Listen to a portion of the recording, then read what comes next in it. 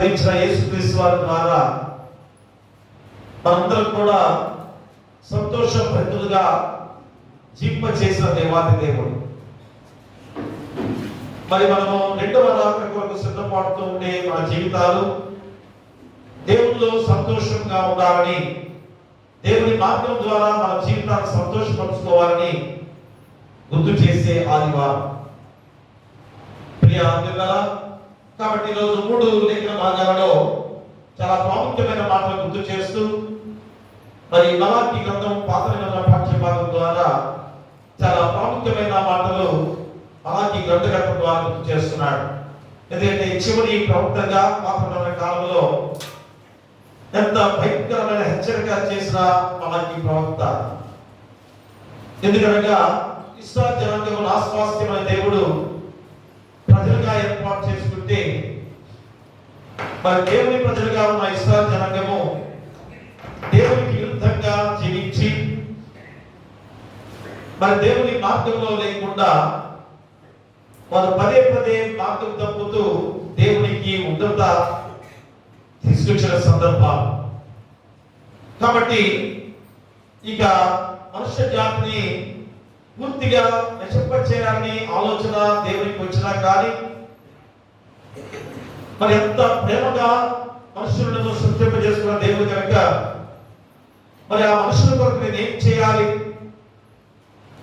అందుకనే ఈ మలాకీ ప్రవక్త తర్వాత 400 సంవత్సరాల నిశ్శబ్ద కాలముగా ఉన్న క్షణాలు. అందుకనే ఈ గ్రంథము చాలా ప్రాముఖ్యమైంది.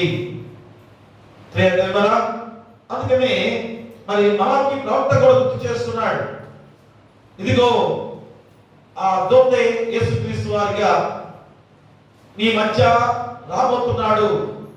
మరి దానికన్నా ముందు మరొక దూత వచ్చి మార్గాన్ని సరళం చేయబోతున్నాడని ఎంత గొప్ప ప్రవచనాన్ని ఈరోజు మలాకీ ప్రవక్త ద్వారా సెలవిచ్చిన సందర్భాన్ని ఈరోజు మనందరం కూడా గుర్తు చేసుకోవాలి. ఎందుకనగా యేసుక్రీస్తు వారు మొదటి రాకడగా జన్మించిన విధానంలో ఎంత గొప్ప ప్రణాళికతో దేవుడు ఏర్పాటు చేసుకున్నాడు. పాత నిబంధన కాలంలో ప్రతి వాక్యం కూడా ప్రవచనాలు ఎంతగా ముందుగానే ప్రవచించిన దేవాది దేవుడు. అలాంటి మెస్సియా లోకంలో జన్మించబోతున్నాడు అని మలాకీ ప్రవక్త కూడా సెలవించిన సందర్భాలు. మరి పత్రిక పాఠ్య భాగంలో అపోస్తలుడైన పౌలు ద్వారా రోమ సంఘానికి ఎంతో ప్రాముఖ్యమైన మాటలు కూడా గుర్తు చేస్తూ, మరి మన జీవితాలు ఏ రీతిగా జీవించాలో చాలా ప్రాముఖ్యంగా ఈరోజు అపోస్తలుడైన పౌలు కూడా ఈ మాటలను గుర్తు చేస్తున్నాడు. ఎందుకంటే సువార్తల గురించి నేను సిగ్గుపడవాడిని కాను, ఏలయనగా నమ్ము ప్రతి వారికి మొదట యూదునికి గ్రీసు దేశస్థులకు కూడా రక్షణ కలుగజేయుటకు అది దేవుని శక్తి అయి ఉన్నది. ప్రతి ఒక్కరిని కూడా రక్షించడానికి మనుషులాకడగా యేసుక్రీస్తు వారు జన్మించాడని అపోస్తలుడైన పౌలు ద్వారా కూడా గుర్తు చేస్తున్న వాక్యములుగా మనం తెలియజేసుకుంటూ ఉన్నాం. మరి స్వార్థ పాఠ్య భాగంలో లూకా స్వార్థికుడి ద్వారా మరియ గీతాన్ని ఈరోజు ఆలపించిన గొప్ప గీతాన్ని మనం గుర్తు చేస్తున్నారు. ఎందుకంటే దేవుని దర్శనం ద్వారా పలికే గొప్ప మాటలు, మా దేవుని శక్తి ద్వారా పలికే గొప్ప మాటలు. కాబట్టి ఈరోజు మరియ గీతముగా ఆ గీతం ఎంత గొప్పదో ఈరోజు మనకి గుర్తు చేసుకునే సందర్భం. అలాంటి గొప్ప గీతము మరి ఏ విధంగా పాడుకున్నారో ఆ రోజు ఆ మరియా ఎలిజబెత్ ఇద్దరు కూడా దేవుని దర్శనం ద్వారా వారు పరిశుద్ధాత్మతో నిండుకునే వారి పలికిన సందర్భాలు సువార్త పాఠ్య భాగంలో కూడా మనం గుర్తు చేస్తున్నారు. అంటే దేవుని రాకకు మనకి రాకడగా జన్మించిన యేసుక్రీస్తు వారి కొరకు మా దేవుడు ఎంత ప్రణాళికగా నడిపించాడో రోజు మనం గుర్తు చేసుకోవాలి. ఒక ప్రణాళికాబద్ధమైన విధానంలో దేవుడు ఎంతగా సిద్ధపాటు చేసుకుని నడిపించాడో గుర్తు చేసుకోవాలి. దేనికి ఇవన్నీ కూడా మా దేవుడు ఇంత ప్రణాళిక చేయాల్సిన అవసరం ఏంటి? ఇంత ప్రణాళిక దేవుడు ఎందుకు నడిపించిన విధానాన్ని మనం గుర్తు చేసుకున్నట్లయితే, మా మనుషులుగా మనందరం కూడా రక్షించబడాలి. ఎవరు నశించగా ఇష్టం లేక ఆ యెహోవా దేవుడు మళ్ళా ఈరోజు తానే కుమారుడై లోకానికి అందించి మనం రక్షించిన దేవాది దేవుడు. అందుకని 3 పాఠ్య భాగాలు క్రోడీకరించి చక్కటి అంశంతో దేవుడు ఈరోజు వాక్యాన్ని మనకు సిద్ధపరిచారు. ఏమిటనగా మెస్సియా రాక దేవుని యొద్దకు చేర్చుట. మెస్సియా రాక దేవుని యొద్దకు చేర్చుట. ఈ చక్కటి అంశంతో 3 లేఖన భాగాల ద్వారా ఈరోజు మనకి వాక్యాన్ని సిద్ధపరచుకున్నాం. గొప్ప విధానం. మూడవ వాక్యంగా చూస్తే మలాకీ గ్రంథము 3వ అధ్యాయము 1వ వచనాన్ని మనం చదువుకున్నట్లయితే, ఇదిగో నాకు ముందుగా మార్గము సిద్ధపరచుటకై నేను నా దూతను పంపుచున్నాను.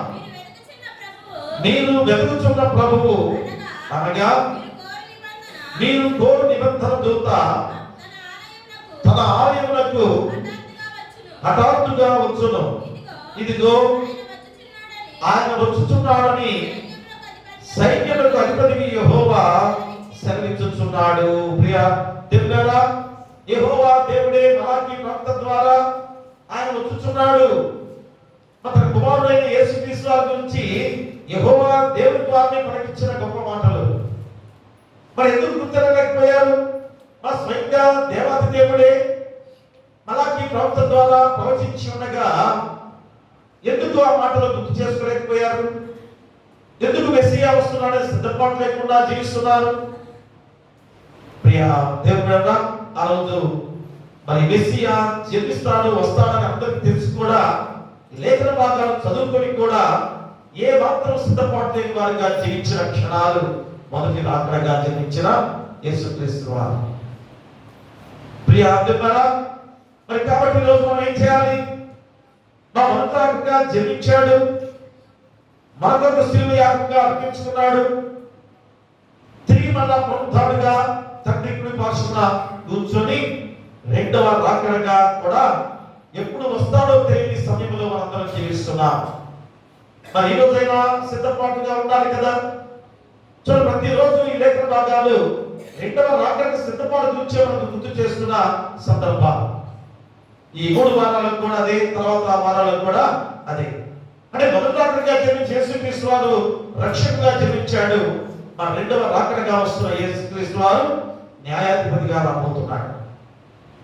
చూడండి, ఎంత ప్రమాదకరమైన సమయంలోకి మనం దిగజారిపోతున్నామో గుర్తు చేసుకొని ఆ సమయంలోనైనా మనందరూ కూడా బాగు మనసు పొందుతున్న వారిగా ఉన్నట్లయితే ఆ దేవాది దేవుడు ఎంత దయగలవాడో, మా కరుణామూర్తిగా ఉన్న దేవుడు మనందరికీ తెలుసు కదా.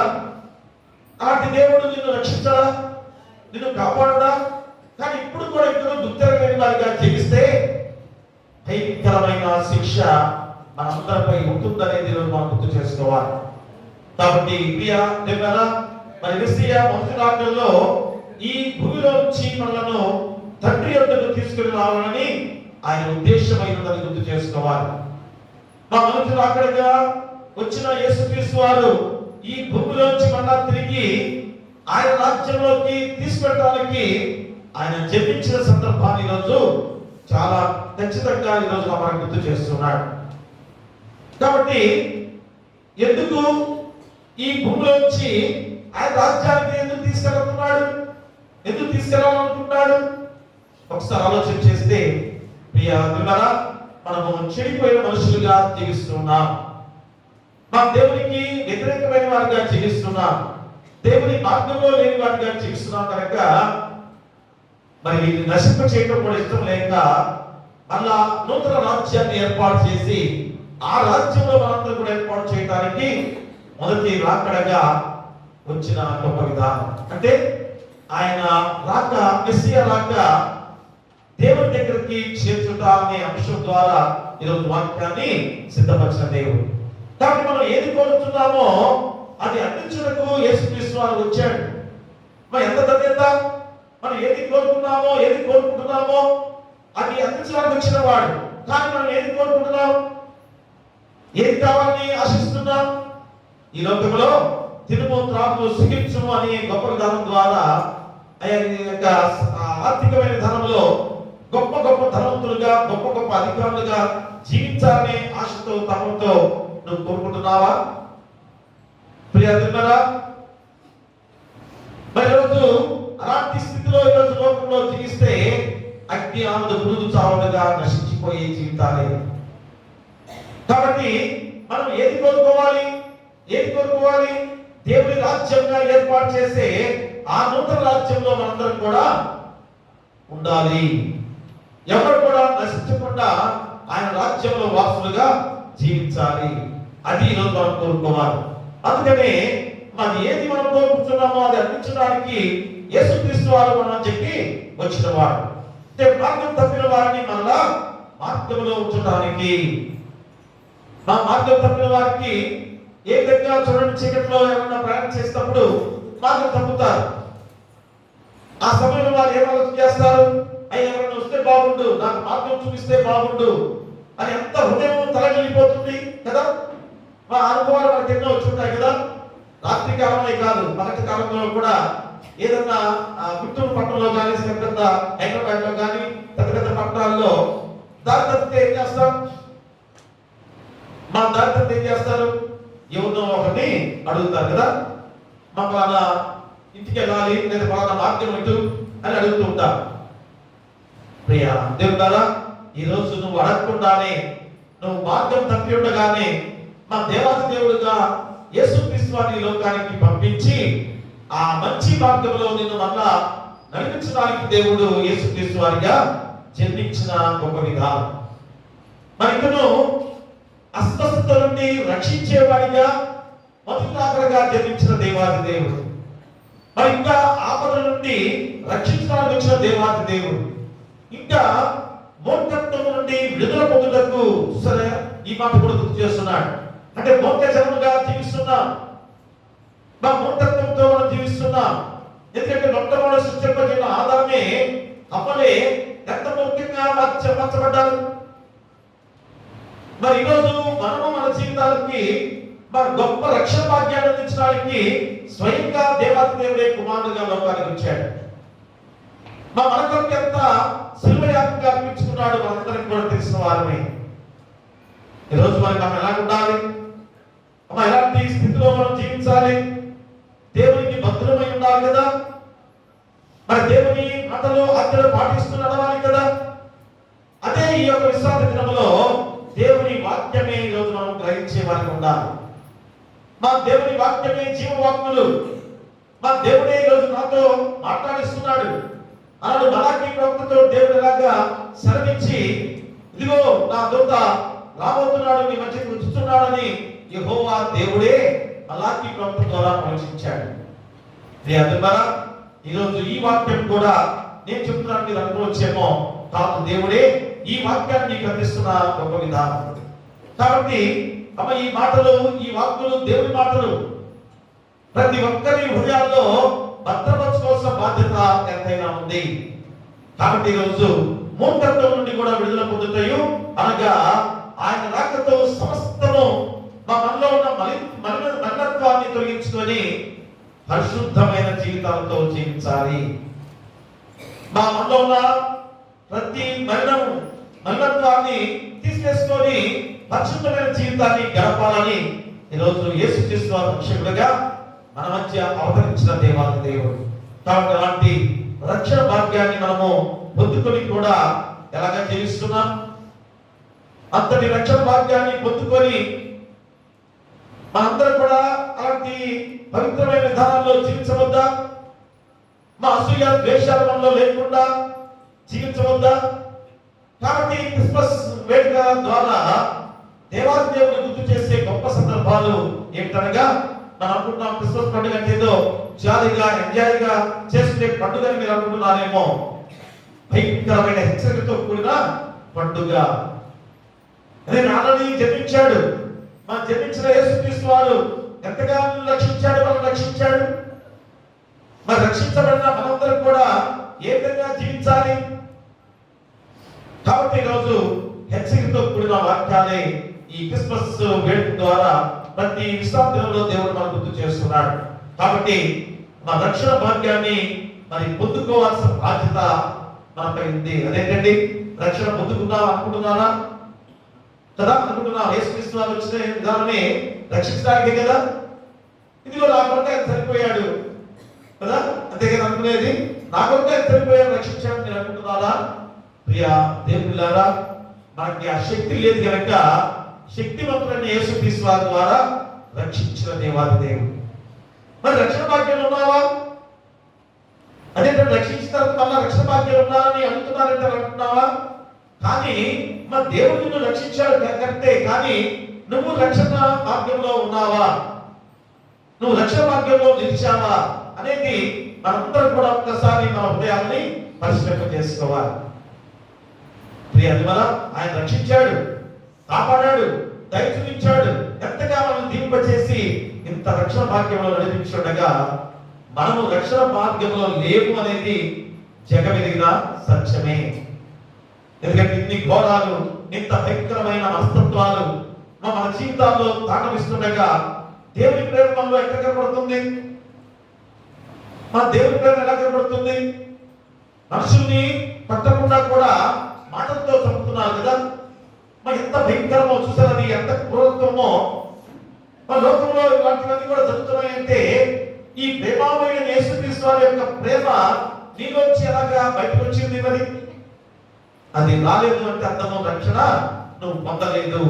మరి ఈరోజైనా ఈ 2020 క్రిస్మస్ లో అయినా ఖచ్చితంగా ఆ రక్షణ భాగ్యాన్ని పొందుకొని సిద్ధపాటుతో జీవించాలి. కాబట్టి ఆ రక్షణ భాగ్యాన్ని పొందుకోవాలంటే 3 మాటలు దేవుడు గుర్తు చేస్తున్నాడు. ఒకటి, మా ప్రభు ఇచ్చిన ఆధిక్యతను కాపాడుకోవాలి. దేవుడా, ఎంత గొప్ప ఆధిక్యత దేవుడు ఇచ్చాడు. మరి ప్రభు ఇచ్చిన ఆధిక్యతని కాపాడుకోవద్దా? అదే ఈరోజు మలాకీ ప్రవక్త ద్వారా దేవుడు ఎంత గొప్ప మాటల ద్వారా శ్రమిస్తున్నాడు అనగా, మలాకీ ప్రవక్త చిన్న ప్రవక్తే, చివరి ప్రవక్త అయినా కానీ ఎంత హెచ్చరికతో ఉన్న వాక్యం ఈరోజు ఆ యొక్క కొద్ది ఆ అధ్యాయాల్లో దేవుడు మనకు గుర్తు చేస్తున్నాడు. ఎందుకంటే ఇశ్రాయేలు జనాంగము దేవుడి స్వాస్థ్యముగా ఉండగా వారు మాట్లాడట్లేదు, మా పదే పదే మార్గాన్ని తప్పుతున్నారు. మరి ఎంత కోపం రావాలి? ఒక కుమారుడు, ఒక కుమార్తె తండ్రి తల్లి మాట వినకపోతే తగ్గదుగా మీకు ఎంత కోపం వస్తుంది? ప్రియా దేవులారా, మరి దేవాది దేవుడు ఇంతగా చేసి, ఇంతగా మనం సృష్టింపజేసి, ఇంత దీవెనకరంగా అనిపిస్తుండగా ఆయన మాట వినకపోతే ఆయన ఎంత కోపం రావాలి? అలాంటి కోపాన్ని కూడా చల్లార్చుకొని మలాకీ ప్రవక్త ద్వారా చివరిగా మనకి పాపన కాలంలో హెచ్చరిక చేస్తూ చెప్పబడిన లేఖన భాగాలు అదే ఈరోజు గుర్తు చేస్తూ 3వ అధ్యాయం 3వ వచనాన్ని మనం చదువుకున్నట్లయితే, వెండిని శోధించి నిర్మలము చేయువాడైనట్లు కూర్చుని ఉండుము. లేవీయులు నీతిని అనుసరించి యెహోవాకు నైవేద్యములు చేయనట్లు వెండి బంగారములను నిర్మలము చేయు రీతిని ఆయన వారిని నిర్మలము చేయును. ప్రియ దేవుడా, హెచ్చరికకున్న వాక్యమే మలాకీ ప్రవక్త ద్వారా ఎవరి వెండిని శోధించి నిర్మలము చేయువాడైనట్లు కూర్చుని ఉండును. లేవీయులు నీతిని అనుసరించి యెహోవాకు నైవేద్యము చేయనట్లు వెండి బంగారం నిర్మలము చేయు రీతిని ఆయన వారిని నిర్మలము చేయును. ప్రియులా, మనంతగా శుద్ధీకరింప చేసే విధానాలను దేవుడు గుర్తు చేస్తున్నాడు. అంటే ఎలాంటి మలినంతో మనల్ని శుద్ధీకరింప చేయడానికి దేవుడు గుర్తు చేసే వాక్యమే ఈ మలాకీ ప్రవక్త ద్వారా శ్రమించిన వాక్యం. ఇక్కడ 2 దూతల గురించి ప్రస్తావించబడిన మాటలుగా గుర్తు చేస్తున్నాడు. అదేంటంటే దూతలు ఏంటి అని అనుకుంటున్నారు? చూడండి, దేవుని వాక్యము ముందుగానే ప్రవచించిన లేఖన భాగాలు మనం గుర్తు చేసుకోవాలి. చూడండి, 2 దూతల గురించి చెప్తున్నాడు. మొదటి దూత ఎవరు? మనం చెప్పండి, ఎవరన్నా వాక్యం చదువుకున్నవారు. మొదటి దూత ఎవరు? బాప్తిస్మిచ్చు యోహాను గురించి చెప్తున్నాడు మలాకీ ప్రవక్త. 2వ దూత ఎవరు? నిబంధన దూత ఎవరు? యేసుక్రీస్తు వారే. చూడండి, అది గుర్తు చేస్తున్నాడు అక్కడ. ఇదిగో నాకు ముందుగా మార్గం సిద్ధపరచుటకై నేను నా దూతను పంపుచున్నాను. మీరు వెతుకుచున్న ప్రభువు అనగా మీరు కోరు నిబంధన దూత తన ఆలయములకు హఠాత్తుగా వచ్చును. ఇదిగో ఆయన వచ్చుచున్నాడని సైన్యములకు అధిపతి యెహోవా సెలవిచ్చుచున్నాడు. ప్రియా దేవుడా, హఠాత్తుగా రాబోతున్నాడు. ఆ రోజు కూడా ఇదే హెచ్చరిక. మొదటి రాకడగా జన్మించిన యేసుక్రీస్తు వారి విషయంలో మలాకి ప్రవక్త ద్వారా యెహోవా దేవుడు హఠాత్తుగా మీ మధ్యకి రాబోతున్నాడు. మరి ఏమన్నా సిద్ధపడుతున్నారా? మా యాజకులేమి, శాస్త్రులేమి, పరిసయ్యులేమో అందరూ కూడా, మా యూదులేమి అందరూ కూడా ఈ మెస్సియా వస్తువులను సిద్ధపడలేని వారిగా జీవించారు. ప్రియమరా, ఈరోజు అదే స్థితిలో ఉన్నామేమో ఒకసారి ఆలోచన చేయండి.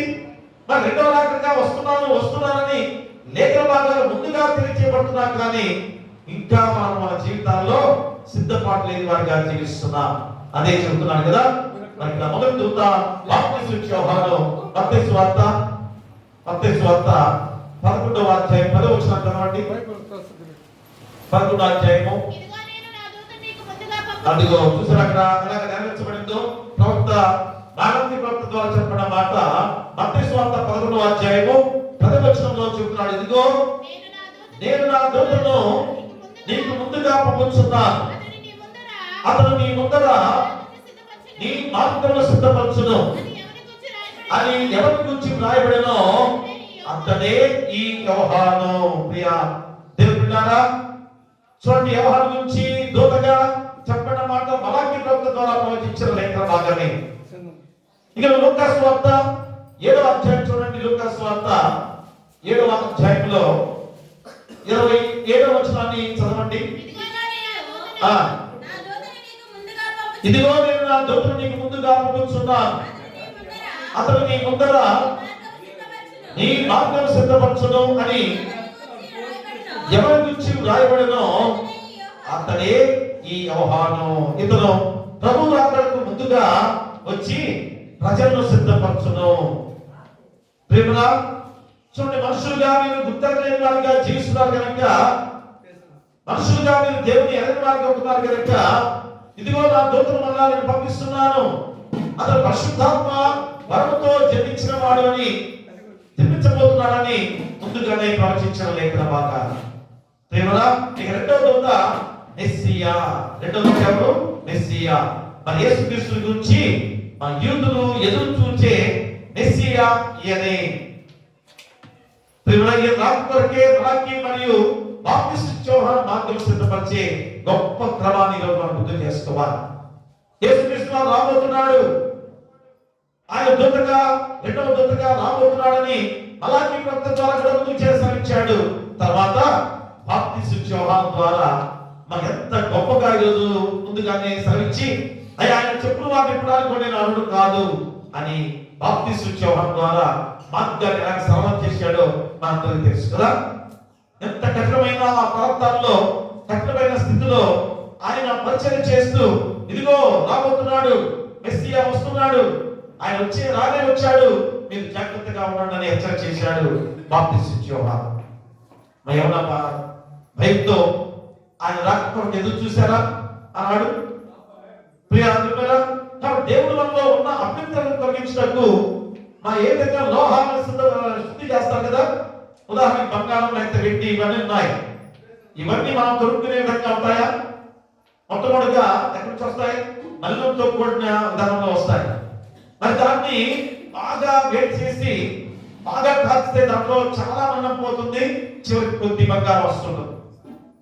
ఎంతో మన్నం పోతే కానీ ఆ వెండి, ఆ బంగారం కానీ వెండి కానీ శుద్ధమైంది బయటకు వస్తుంది.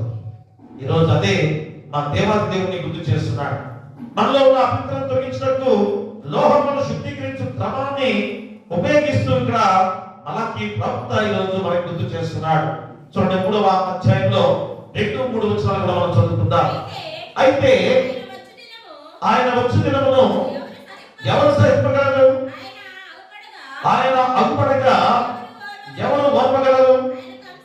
ఆయన కంసాలి, అగ్ని వంటి వాడు, సాగరి వారి సబ్బు వంటి వాడు, వెండిని శోధించి నిర్మలము చేయువాడైనట్లు కూర్చునియుండును. లేవీయులు నీతిని అనుసరించి యెహోవాకు నైవేద్యము చేయనట్లు వెండి బంగారములను నిర్మలము చేయి రీతిని ఆయన వారిని నిర్మలను చేయును. ప్రియా దేవుడా, ఎంత శుద్ధీకరింప చేసే స్థితిని మలాకి ప్రవక్త ద్వారా గుర్తు చేస్తున్నాడు. అంటే శుద్ధీకరింపబడిన ప్రజల ద్వారా దేవుడు మరింత ప్రకాశవంతంగా ప్రత్యక్షమవుతాడు అనేది ఈరోజు మనం గుర్తు చేసుకోవాలి. అంటే శుద్ధీకరింపబడిన ప్రజల ద్వారా దేవుడు మరింత ప్రకాశవంతంగా మన మధ్యకి అవతరించబోతున్నాడు. అదే కదా మరి మలాకి ప్రవక్త ప్రవచించిన తర్వాత 400 సంవత్సరాల నిశ్శబ్ద కాలం, దాన్ని చీకటి కాలం అన్నారు. అంటే దేవుని వాక్యం తెలియదు. మరి ఎంత బాధపడ్డారు. దేవుడు ఉన్న వారు నీతిమంతులుగా జీవించిన వారందరూ కూడా కన్నీటితో వేదంతో ప్రార్థించారు. దానిలో నుంచి వచ్చిన వారే మా ఎలిసబెతు జకరియా గాని, మరియ తల్లి గాని, యోసేపు గాని వీరందరూ కూడా పవిత్రమైన దానిలో అయ్యా దేవుని మాట మాకు వినపట్లేదని ఘోషించారు, కన్నీరు కార్చారు, వేదన పడ్డారు. అయ్యా దేవా నీ మాట మాకు రావాలి, వినపడాలి అని గద్గద స్వరంతో కన్నీటితో వేడుకున్న ప్రజలు కదా. ఈరోజు అలాంటి వారు కనబడుతున్నారా? రెండో రాకడగా వస్తుండగా మా ఎంత సిద్ధపాటుతో జీవించాలో ఈరోజు నీకు గుర్తు చేస్తుండగా మరి నువ్వు ఎలాంటి స్థితిలో ఉన్నావో ఈరోజు ఆలోచన చేసుకోవాలి. అందుకని మా బిడ్డని బంగారం శోధించి నిర్మలన చేయనట్లు తన ప్రజలను దేవుడు శుద్ధీకరించవాలని ఆశించుతున్నాడు. మనలో పాపం పోతేనే ఆ దేవుడు మన మధ్య నివసించగలడు కదా. మా పాపం అన్నంతో ఉంటే ఆయన ఎక్కడ ఉంటాడు? అంత పవిత్రమైన వాడు, పరిశుద్ధమైన వాడు, మహిమతో కూడిన ఆ దేవాది దేవుడు మన మధ్య నివసించాలంటే మనం కూడా అదే శక్తిని పొందుకోవాలి, అదే మహిమతో జీవించాలి. అలాంటి స్థితిలో మనము మహిళతో కూడిన జీవితాలతో ఉన్నాం కనుక, పాప జీవితంతో జీవించే వారిగా ఉన్నాం కనుక ఆయన కుమారుడుగా లోకానికి వచ్చాడు. మనతో సహాభావంతో జీవించిన వాడిగా ఉండి ఏ మాత్రం కూడా మనల్ని పట్టుకోలేదు. మనతో ఉన్నా కానీ ఏ మాత్రం మనల్ని పట్టుకోలేదు. ఏ విధమైన పాపం కూడా అందుకోకుండా ప్రత్యేకంగా ఉన్నాడు యేసుక్రీస్తు వారు. కానీ రోజు లోకం ఎలాగుంది? ఒక చెడువాడితో సహవాసం చేస్తే మంచివాడు ఒక్క రోజులోనే మార్పు చెందుతాడు వాడు కదా. మాకు రోజు చెడు బిడతో సహవాసం చేస్తే ఒక్క గంటలోనే మారిపోతారు. తప్పేకు మనం ఆటవాడే కదా.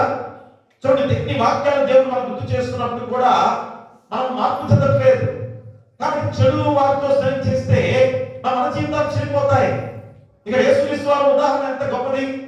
ఆయన మన లోకం పాపంతో నిండుకుని ఉండగా ఆ పాపంతో కలిసి జీవించిన యేసుక్రీస్తు వారికి ఏ మాత్రం కూడా పాపాన్ని అంటుకోకుండా ప్రత్యేకంగా ఉంటూ మనం రక్షించిన దేవాది దేవుడు.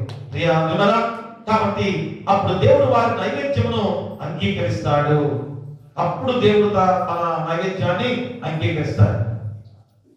అదే 5వ వచనంలో చెప్తున్నాడు, తీర్పు తీర్చుటకై నేను మీ యొద్దకు రాగా చిల్లకి వాళ్ళ మీదను, వ్యభిచారుల మీదను, అప్రమాణికుల మీదను నాకు భయపడక వారి కూలి విషయంలో కూలివారిని, విధవరాండ్రులను, తండ్రి లేని వారిని బాధ పెట్టి ప్రదేశులను అన్యాయం చేయి వారి మీదను దృఢముగా సాక్ష్యం పలుకుతుందని సైన్యముల అధిపతి యెహోవా సెలవిస్తున్నాడు. ప్రియా 5వ వచనం చాలా జాగ్రత్తగా ఆలోచన చేయండి. తీర్పు తీర్చుటకై నేను మీ యొద్దకు రాగా చిల్లకి వాండ్రను మీదను, వ్యభిచారుల మీదను, అప్రమాణికుల మీదను నాకు భయపడక వారి కూలి విషయంలో కూలి వారిని, విధవరాండ్రులను, తండ్రి లేని వారిని బాధ పెట్టి పరదేశులకు అన్యాయం చేయి వారి మీదను దృఢముగా సాక్ష్యము పలుకుతుందని సైన్యముల అధిపతి యెహోవా సెలవిస్తున్నాడు. ప్రేమరా, ఈరోజు మన లోకం ఎలా ఉందో ఆలోచన చేస్తున్నారా? ఇక చెల్లని వాడులాగా ఉంటున్నారా? వ్యభిచారంతో జీవిస్తున్నారా? అప్రమాణికులుగా ఉంటున్నారా? విధవరాండ్రులను బాధ పెట్టే వారిగా ఉన్నారా? తండ్రి లేని వారిని బాధ పెట్టే వారిగా ఉన్నామా? పరదేశులకు అన్యాయస్తులుగా ఉన్నామా? అంటే అర్థమేంటి? పరదేశ అన్యాయం అంటే మన కుటుంబ సభ్యుడైతే వాడు ఎంత తప్పు చేసినా ఒప్పు అంటాం కదా. అదే వేరే వాడు అయితే తప్పు చేస్తే తప్పని అంటాం కదా. చూడండి, ఎన్ని గొప్ప వాక్యాలు దేవుడు గుర్తు చేస్తున్నాడు. పరదేశస్తుల విషయంలో అన్యాయస్తులుగా ఉండే విధానాన్ని ఇక్కడ గుర్తు చేస్తున్నాడు. మా ప్రదేశులకు అన్యాయం చేయి వారి మీదను, అంటే వాడు మా కుటుంబ సభ్యుడు కాదు కనుక వాడు తప్పు చేసినా ఒప్పంటావు కదా. వాడు ఒప్పు చేసినా ఒప్పంటావు. కానీ ఆ ప్రదేశంలో నీకు సంబంధం కాని వాడు ఎవడంటే వాడు ఒప్పు చేసినా కానీ తప్పు చేశాడని అతని మీద నేరం మోపే వారిగా జీవిస్తున్నారు. అది ఇష్టమా దేవునికి? మా ఈరోజు అందరం కూడా ఒకే కుటుంబంగా దేవుడు ఏర్పాటు చేస్తున్న విధానం, ఆయన రక్తంతో కలగబడిన కుటుంబ సభ్యులు మనం, అంతేగాని నీ ఇంటి పేరు నా ఇంటి పేరు మన ఇంటి పేరు అని మనమే విడబాటుగా చేసుకొని జీవిస్తున్నామంటది మంచిది కాదు. మనందరం కూడా ఒకే కుటుంబము. ఆ కుటుంబంలో ఈ రోజు మనందరం కూడా ఒకరి బంధాలు ఉన్నాయి కదా. ఒక ఇంటి పేరుతో ఉన్నా కానీ మీ ఇంటి పేరు నుంచి వేరే వారికి వచ్చలేదా? వివాహం ద్వారా ఏం చేస్తున్నారు? దేవుడు మరి ఎంత ప్రణాళిక ప్రకారంగా ఎదుగుబాటుతో ఆ బంధాన్ని కలుగుతున్నాడు. మరి అలాంటి బంధాలు కూడా ఉండి కూడా ఈరోజు ఎంత మూర్ఖత్వంగా జీవిస్తున్నారో ఆలోచన చేసుకోవాలి. కాబట్టి ఆనాడు మనకి ఇచ్చిన ఆధిక్యత దాన్ని కాపాడుకోవాల్సిన బాధ్యత ఉన్నది. అందుకనే ఆలోచన ఉన్నాడు, యెహోవానైన నేను మార్పు లేని వాడను కనుక యాకోబు సంతతి వాడైన నేను లయము కాలేదు. ప్రియా, యెహోవానైన నేను మార్పు లేని వాడు కనుక యాకోబు సంతతి వాడైన నేను లయము కాలేదు. చూసారు, నా స్వాస్థ్యముగా ఏర్పాటు చేసుకున్న ప్రజలుగా మిమ్మల్ని లైవ్ చేయడానికి కూడా గుర్తు చేస్తున్నాడు యెహోవా దేవుడు. ఇంకా ప్రేమిస్తున్నాడు, ఇంకా మన దయ చూపిస్తున్నాడు, ప్రేమ చూపిస్తున్నాడు. మరి ఈరోజు ఎలాంటి స్థితిలో మనం ఉన్నాం? మన నవ్వు ఇచ్చిన ఆధిక్యతను కాపాడుకునే వాడిగా జీవిస్తున్నావా? మనకి ప్రవక్త ప్రవచించిన మాటలు ఉన్నప్పుడు మనం ఎవరు కూడా యేసుక్రీస్తు వారి ద్వారా రక్షించబడలేదు కదా. ఈ రోజు మనం రక్షించబడ్డ వారిగా ఉన్నాం. ఆయన ఇచ్చిన ఆధిక్యతను కాపాడుకోవాల్సిన బాధ్యత మనపై ఉంది. అంతటి సర్వాధికుడైన శక్తిమంతుడే కుమారుడిగా దిగి వచ్చి రక్షించాడంటే ఎంత గొప్ప ఆధిక్యత కాదా? మనుషులుగా మన ఆధిక్యత కాదా? మా దేవుడే మానవుడిగా దిగి వచ్చాడు దగ్గరికి. మా మనుషులుగా మనంత ఆధిక్యత పొందుకొని కూడా ఆ ఆధిక్యత కాపాడుకోలేకుండా జీవిస్తున్నాం అనేది మనం గుర్తెరగాలి. ఇక రెండోది, మా దేవుని ఉన్నత కార్యములను కనుగొనుట. రెండోది ఏంటి? దేవుని ఉన్నత కార్యాన్ని కనుగొనాలి.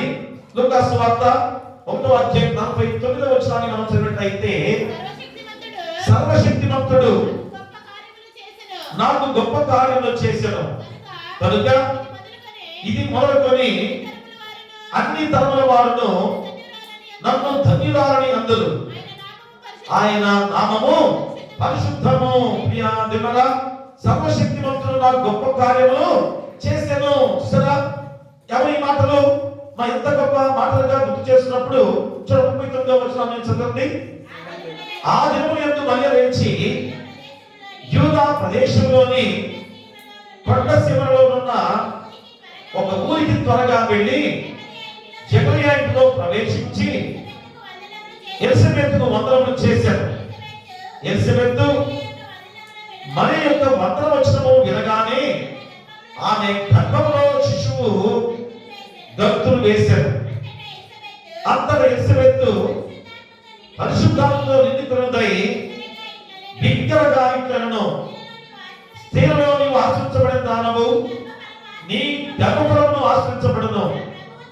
నా ప్రభు తల్లి నా ఎత్తుకు వచ్చుట నాకు ఎలా ప్రాప్తించను? ఇదిగో నీ శుభవచనము నా చిన్నపడగానే నా గర్భంలోని శిశువు ఆనందంతో గంతులు వేసెను. ప్రభు ఆమెకు తెలియచేయించిన మాటలు సిద్ధించును గనుక నమ్మిన ఆమె ధన్యురాలను. అప్పుడు మరియా ఇట్లను, నా ప్రాణము ప్రభువును గర్పరుచున్నది. ఆయన తన దాసురాలి దినస్థితిని కటాక్షించెను. నా ఆత్మ నా రక్షకుడైన దేవుని యందు ఆనందించెను. సర్వశక్తిమంతుడు నాకు గొప్ప కార్యములు చేసెను. మరియా గీతము, మరియా పరిశుద్ధాత్మతో పలికిన గొప్ప మాటలు. అంటే ఎలిజబెతు ఏ విధంగా బంధువురాలుగా ఉంది, మరి వృద్ధాప్యంలో ఉంది, మరి యాజక ధర్మంలో బిడ్డలు లేకపోతే ప్రజలకు ఏం చెప్పాలి? దైవజనుడు ఆలయంలో ప్రార్థన చేసినప్పుడు వారి బిడ్డలు కలగకపోతే మరి ప్రజలను కూడా ఏమనుకుంటారు? ప్రియతమరా, అలాంటి భయంకరమైన వేదనతో ప్రార్థిస్తున్నాడు చక్రయ్య కదా. దోతొచ్చి చెప్పబడినప్పుడు నమ్మలేదు. ఎందుకని? మేము వృద్ధాప్యంలో మాకు ఎలా కలుగుతారు, బిడ్డలు ఎలా కలుగుతారు? ఆ దేవుని నిబంధన, దేవుని ప్రవచనాలు దేవుని ముందుగానే సరిపోలేదా? మరి ఆ మాటలు గ్రహించలేని వాడిగా ఉన్న జకర్యా విషయంలో కూడా ఇదిగో ఎప్పుడైతే వ్యవహారం పుట్టేంత వరకు కూడా నోట్లోంచి మాట మోగపాడైపోయిన సందర్భం. అదే దేవుని మాట నమ్మలేదు. మా దేవుని విశ్వసించిన వారి విషయంలో ఎలా ఉంటుందో జకర్యాని మనం చూపిస్తున్నాడు దేవుడు. ఎప్పుడైతే యోహాను జన్మించిన తర్వాత ఆ పేరు పెట్టాడో, ఆ పేరు పెట్టిన వెంటనే అతను నోరు పిగిలింది. ఆ దేవాది దేవుని ఎంతగా ఘనపరుచుకున్నాడు, మహిమపరుచుకున్నాడు. ఆ సందర్భంలో అమ్మ ఎలిజబెత్ గర్భం దాల్చింది. వృద్ధాప్యంలో గర్భం దాల్చేసరికి కొద్దిగా సిగ్గు కదా. అందుకనే ఆమె ఆ కొండసీమలో ఉన్న ప్రాంతంలో ఇంట్లోనే తలదాచుకుంటుండగా మరియ బంధువురాలుగా ఉంది. మరి కూడా పరిశుద్ధాత్మ చేత గర్భం దాల్చింది. అయినా కానీ అవసరాలుగా ఉంది కనుక బంధువులుగా ఉన్న వృద్ధాప్యం ఉన్న ఎలిజబెత్తును దర్శించడానికి వెళ్ళింది. చూసారా ఎంత గొప్ప ప్రేమలు ఈరోజు ఉన్నాయా? తల్లి మాత్రం బాగా చూసుకుంటుంది కానీ ఉన్నాయి కొద్దిగా, ఉన్నాయిలే ఆచారాలు ఉన్నాయి కొద్దిగా. గర్భిణీ స్త్రీగా ఉన్నప్పుడు నేను సీమంతాలు చేసుకుంటారు కదా, అప్పుడు అందరూ కూడా మంచి ఆరోగ్యకరంగా విడకుంటారని కొద్దిగా ఆహార పదార్థాలు వండుకొని తెస్తారు. ఉన్నాయి, ఇంకా పోలేదు. కానీ మా 30% పోయాయి అనుకుంటారు లోపం కదా, 5% ఇంకా మిగిలింది ఆ ప్రేమ అనేది. చూడండి ఇక్కడ మరి మరియా తల్లి ఎంత దూర ప్రాంతానికి నడుచుకుంటూ అక్కడికి వెళ్ళి ఎలిజబెత్తును దర్శించిన సందర్భంలో మరి ఎలిజబెత్ కూడా పరిశుద్ధాత్మతో నిండిపోయి బిగ్గరగా ఇట్లను ఏమని, స్త్రీలలో నువ్వు ఆశించబడతాను. చూడండి దేవుని మాటలు ఎలాగ పలికిస్తున్నాడు. నా ప్రభు తల్లి, ఎంత గొప్ప మాట ఎలిజబెత్ నోట వినిపించాడు దేవుడు. అంటే మరియ తల్లి గర్భంలో ఉన్న దేవుడు నా దేవుడు, నా ప్రభు అని ముందుగానే సవరించుకున్న గొప్ప మాట.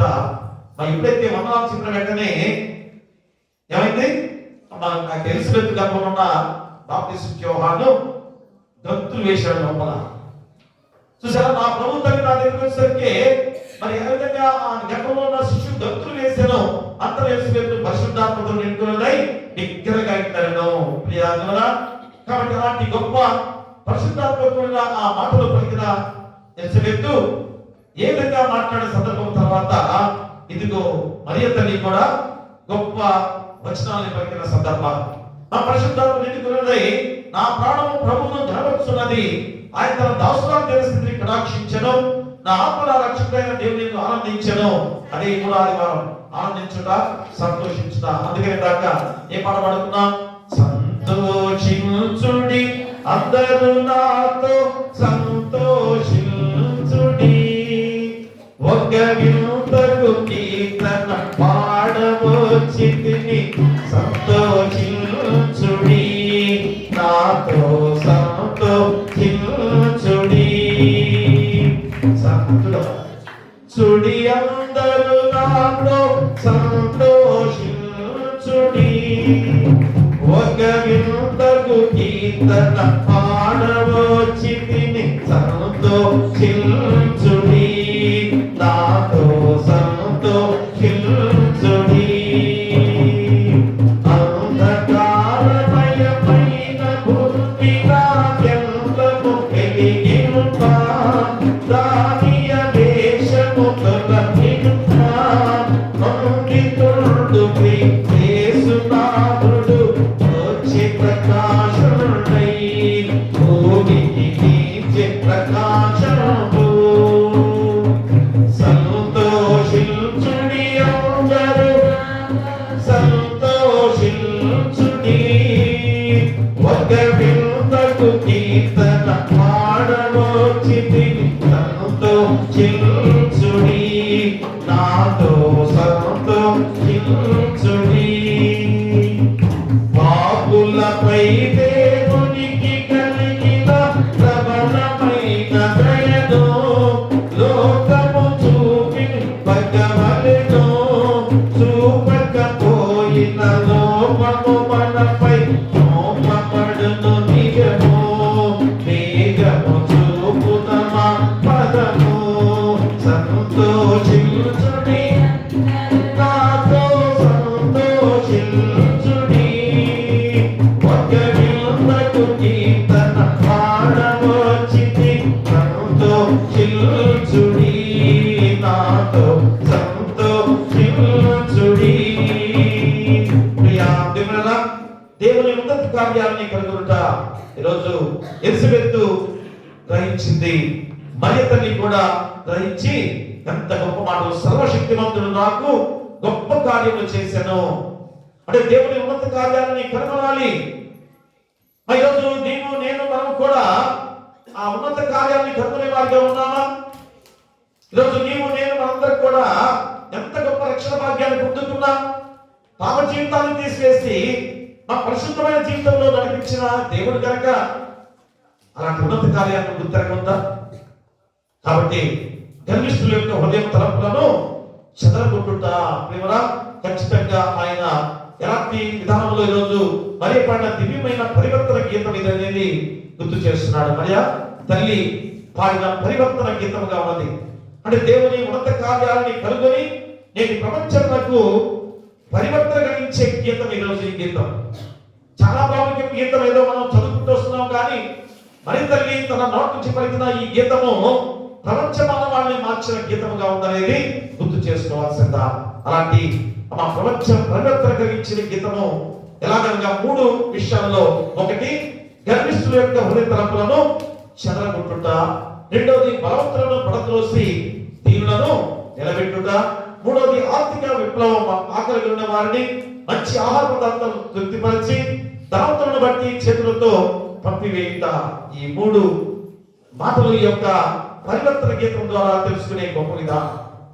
చూడండి, గర్విష్ఠుల యొక్క హృదయాన్ని తలంపులను చెదరగొట్టుట, రెండోది బలవంతులను పడద్రోసి దీనులను నిలబెట్టుట. చూడండి, దేవుడు ఎంత దయామయుడో, కరుణామూర్తిగా ఉన్నాడో చూడండి. మన కొరకు మన దేవుడు చేసిన గొప్ప త్యాగాన్ని గుర్తెరగాలి. ఆర్థిక విప్లవం కూడా, ఎందుకంటే ధనవంతులుగా అణగారిన వారిని తొక్కివేసే వారిని ఉన్నారు, ఇప్పుడు కూడా అదే స్థితిలో ఉన్నారు కదా. అలాంటి ధనవంతుల విషయంలో కూడా ఆర్థిక విప్లవాన్ని ఈ మరియ గీతం ద్వారా పలికిన గొప్ప సందర్భమే. అంటే అందరూ సమానంగా ఉండాలి, ప్రతి ఒక్కరికి కూడా ధనికులు పేదవారనే భేదం ఉండకుండా ఉండాలని మరియ గీతం ద్వారా పలికిన గొప్ప సందర్భం. అదే ఈరోజు ధనవంతుడు లాజరు యొక్క ఉపమానం కూడా దానిలో వచ్చిందే కదా. మా ధనవంతుడి విషయంలో ఎందుకు చెప్పాడు యేసుక్రీస్తు వారు? ఆయన పుట్టుక ద్వారా మరి ఎందుకు ఆ ఉపమానం చెప్పాడు దేవుడు? ధనవంతుడు విర్రవీగాడు, మా గర్వంతో ఉన్నాడు కదా. ఓ ఉంగరాలు ఈ చేతికి 5, ఈ చేతికి 5 పెట్టుకున్నాడు, మెడలో ఎంతో బంగారం తరుచుకున్నాడు, ఊదారంగు వస్త్రాలు ధరించుకున్నాడు, దర్జాగా తిరుగుతూ ఉన్నాడు. కానీ కాళ్ళ దగ్గర పడి ఉన్న బీదలాజరును గుర్తెరగకుండా జీవించిన వాడు. ఆ బీదలాజరే మా పరలోక రాజ్యంలో గొప్ప ధనవంతుడిగా దేవుని కుడిపార్శ్వంగా కూర్చొని అబ్రహాము రొమ్మును ఆనుకొని దేదీప్యమైన కాంతులతో సంతోషంగా ఆనందకరంగా జీవించిన క్షణం. కానీ ధనవంతుడు ఎలా ఉన్నాడు? అజ్ఞాత పూజ చావదగా కేకలు వేస్తూ యాత్ర పడుతున్నాడు. చూసారా? అంటే యేసుక్రీస్తు వారు జన్మించడం వల్ల ఇలాంటి వారి విషయాల్లో మరియ పాడిన గీతంలో కూడా ముందుగానే తెలియచేసి ఈరోజు మనం గుర్తు చేస్తున్న గొప్ప గీతం ఈరోజు మరియ గీతం. ప్రియారా, కాబట్టి మరియ స్తుతి గీతంలో గమనించదగిన మరొక విశేషమనగా తన గర్భంలో జన్మించబో శిశువును తన రక్షకునిగా భావించి ఆనందించుతున్నది. తల్లి కూడా ఈరోజు ఏం చేస్తుంది? కుమారుడు పుడుతున్నాడని సంతోషం ఉంటుంది కదా. కానీ అంతకన్నా గొప్ప సంతోషం ఈరోజు ఏంటి? నా గర్భాలు పుట్టబోయేవాడు రక్షకుడు. మా ఆ మాటలు కూడా పలికింది ఈ యొక్క గీతంలో, చూసారా? కాబట్టి ప్రభువుగా భావించి స్తుతించు దేవాది దేవుని తన గర్భంలో శిశువుగా పెరుగుతను మరియ మహాభాగ్యంగా భావించి ఎంత వాత్సల్య భక్తిని వ్యక్తపరుస్తూ ఈ గీతాన్ని పాడుతున్న మరియ తల్లి. ప్రేమరా, కాబట్టి అబ్రహాముతో దేవుడు చేసిన వాగ్దానం జ్ఞాపకం చేసుకొని కనికరం చూపి రక్షకునిగా ఆనందించుతున్న మరియ ప్రవచనాత్మక గీతముగా బోధించే గొప్ప మాటలన్నీ కూడా అబ్రహాముతో దేవుడు ఏ విధంగా నిబంధన చేశాడు, ఏ విధంగా వాగ్దానం చేశాడు? గొప్ప జనముగా మిమ్మల్ని చేస్తారని వాగ్దానం చేయలేదా? అలాంటి జనాంగము నశిస్తుంది అనే భావన అందరికీ కూడా కలిగి ఉన్నప్పుడు మా యేసుక్రీస్తు వారి రక్షకుడిగా జన్మించి మనందరూ కూడా గొప్ప జనముగా ఆయన రాజ్యాన్ని తీసుకెళ్ళడానికి సిద్ధంగా ఉంచారు. మరి సిద్ధమేనా? ఇంతమంది మనందరూ కూడా దేవుని రాజ్యంలో వెళ్ళాలి, ఎవరు నశించకూడదని దేవుడు కోరుకుంటూనే ఈ యొక్క 2025వ సంవత్సరం క్రిస్మస్ లో మనందరం కూడా మొదటి రాకడ జ్ఞాపకం చేసుకుంటూ రెండవ రాకడ కొరకు సిద్ధపడుతూ జీవించేవారిగా ఈరోజు ఉన్నాను. నేను దేవునికి ఎవరు నశించడం ఇష్టం లేదు. మరి నీవు ఎలాగున్నావు? నశించాలని కోరుకుంటూ ముందుకు సాగుతున్నావు. మా దేవుడేమో ప్రేమ చూపిస్తూ నీ దగ్గరికి వస్తున్నాడు, మనమేమో దూరం దూరంగా వెళ్ళిపోతున్నాం. ఇక సమయం లేదు ప్రియ దేవుడారా, ఆలస్యం చేయవద్దని గుర్తు చేస్తున్నాడు. ఆయన త్వరగా వస్తున్నాడు, హఠాత్తుగా వస్తున్నాడు. మొదటి రాకడలో ఎలాగా మలాకి ప్రవక్త ద్వారా చెప్పాడో ఈ రోజు అయ్యే లేఖన భాగాలు అకస్మాత్తుగా ఆయన రాబోతున్నాడు. ఎప్పుడైతే గర్భిణీ స్త్రీకి ప్రసవ వేదన వస్తుందో ఆ రీతిగా వస్తాడు, దొంగ ఎలాగ వస్తాడో అలాగా వస్తాడని కూడా హెచ్చరిక చేయబడిన రెండవ రాకడ వాక్యాన్ని మనందరం కూడా ఎన్నో సార్లు చదువుకున్నాం. అయినా సిద్ధపడుతుంటున్నాము ప్రేమల. కాబట్టి దేవుని ఉన్నత కార్యములను కనుగొనాలి. రెండవది. మూడవది, మా ఫలింపు జీవితాన్ని కలిగి ఉండాలి. మా రెండవ రాకడగా వచ్చే లోపల ఎలాంటి జీవితం కలిగి ఉండాలి? ఫలింపు జీవితాన్ని కలిగి ఉండాలి. ఫలింపు జీవితం కలిగి ఉండకపోతే ఏం జరుగుతుంది? ఆయన వస్తాడు, చూస్తాడు, ఆ చెట్టు కాయలు లేవు, ఇక లాభం లేదు. నేను ఎన్నిసార్లు దానికి పాత తీసి నీళ్లు పోసి ఎరువు వేసి ఇంకా ఒక్క సంవత్సరం చెప్పేసి ఎన్ని సంవత్సరాలు దాని గురించి నేను వేచి చూస్తే ఇంకనూ దానికి కాయలేదు, ఇక లాభం లేదని మా కొండలి రెడీగా ఉంది, సిద్ధంగా నరికి పడేసరికి ఆ చెట్టు ఏమైపోయింది? ఎండిపోయి తర్వాత అగ్నిలో కాల్చబడింది. మనం కూడా అదే స్థితి లేదు ప్రేమరా. అందుకనే ఫలింపు జీవితాన్ని కలిగి ఉండాలి. మూడవది ఏంటి? ఫలింపు జీవితాన్ని కలిగి ఉండాలి. చూడండి, రోమాపత్రిక 1వ అధ్యాయం 16వ వచనాన్ని చదవండి. సువార్తను గురించి నేను సిగ్గుపడేవాడను కాదు, నేననగా నమ్ము ప్రతి వారికి, మొదట యూదునికి గ్రీసు దేశస్థునికి కూడా రక్షణ కలుగజేయుటకు అది దేవుని శక్తి అయి ఉన్నది. ఎందుకైనా నీతివంతుడు విశ్వాసమూలముగా జీవించునని రాయబడిన ప్రకారము విశ్వాసమూలముగా అంతకంతకు విశ్వాసము కలిగినట్లు దేవుని నీతి దాని యందు బయలుపరచబడుచున్నది. ప్రియ దేవుడా, రక్షణ కలుగజేయుటకు అది దేవుని శక్తి ఉన్నది. ఎందుకన్నా నీతిమంతుడు విశ్వాసమూలంగా జీవించునని వ్రాయబడిన ప్రకారము ఆ నీతిమంతుడు విశ్వాసమూలంగా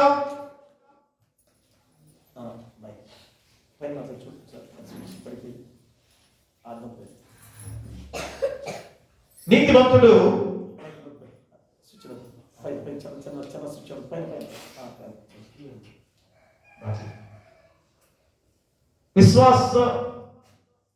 నీతిమంతుడు విశ్వాస మూలంగా జీవించును.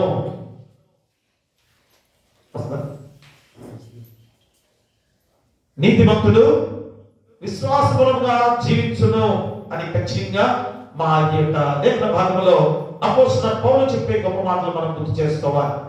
మరి చరిత్రలో 400 సంవత్సరాలు 500 సంవత్సరాలు దాదాపు గ్రీకులు జ్ఞానం కొరకు ఆయా ప్రజల తమ అన్వేషణతో అంతని కూడా జీవించిన వారుగా ఉన్నవారే.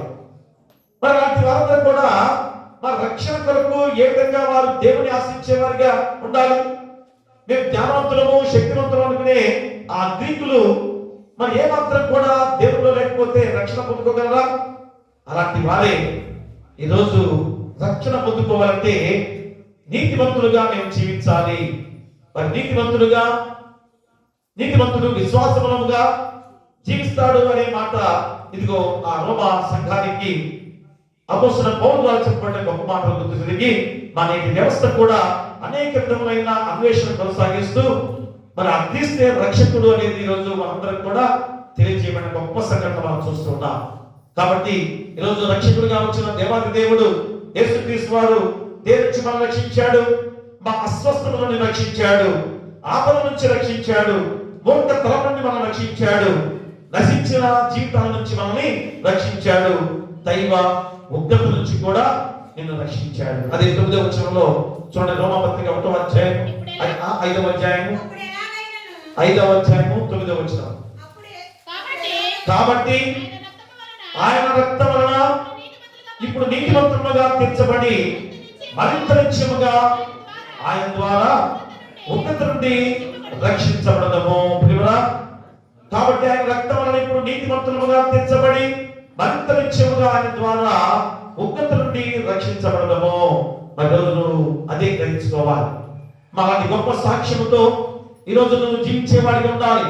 ఎందుకంటే దేవుని వాక్యం ఈరోజు ఎంత హెచ్చరికతో కూడిన వాక్యం 3 లేఖన భాగాల్లో అదే 18వ వచనంలో ఏం చెప్తున్నాడు? దుర్నీతి చేత సత్యము అడ్డగించు మనుషుల యొక్క సమస్త భక్తిహీనత మీదను దుర్నీతి మీదను దేవుని కోపము పరలోకం నుండి బయలుపరచబడుతున్నది. చూసారా?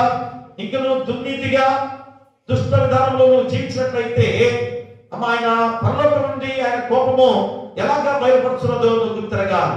అంటే రెండవ రాకడ ఎంత ప్రమాదకరమైందో, రెండవ రాకడలో మన జీవితాలు ఎంత ప్రమాదకరంలో పడుతున్నాయో ఈ రోజున ఆలోచన చేసుకొని రెండవ రాకడ కొరకు సిద్ధపడుతూ జీవించేవాడిగా ఉండాలి.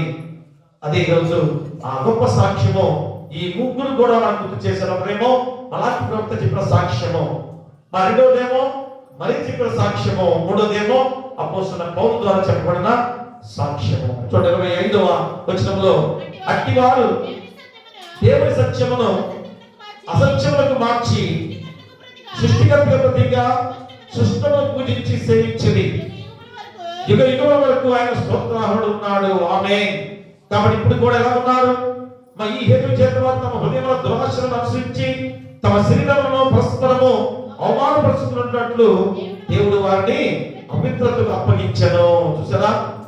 ఈరోజు మనందరం కూడా ఎలాంటి అపవిత్రతతో, ఎలాంటి బలత్వంతో, పాప జీవితంతో జీవించే వారిగా ఉన్నామో గుర్తిరిగి ఇప్పుడైనా కానీ అపోస్తలుడైన పౌలు సాక్ష్యం ద్వారా మన జీవితాన్ని మార్చుకొని పవిత్రమైన హృదయంతో జీవించాలి.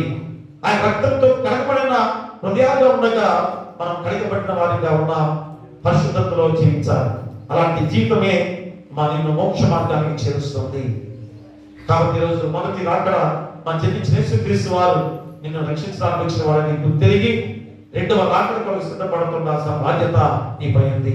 అందుకని అంశం ఏంటి?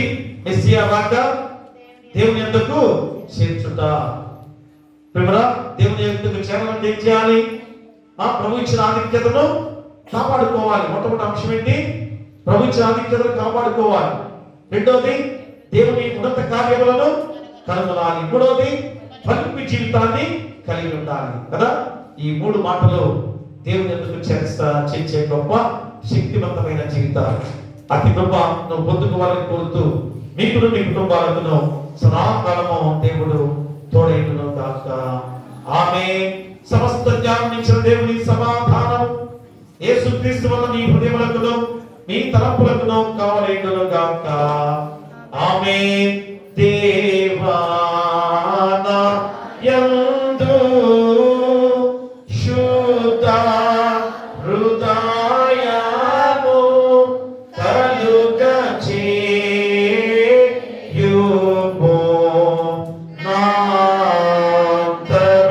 నాంతరంగములో స్థిరమైన మనసును తనముగా పుట్టించుము. నీ సన్నిధానములో నుండి నన్ను త్రోసివేయకుము. నీ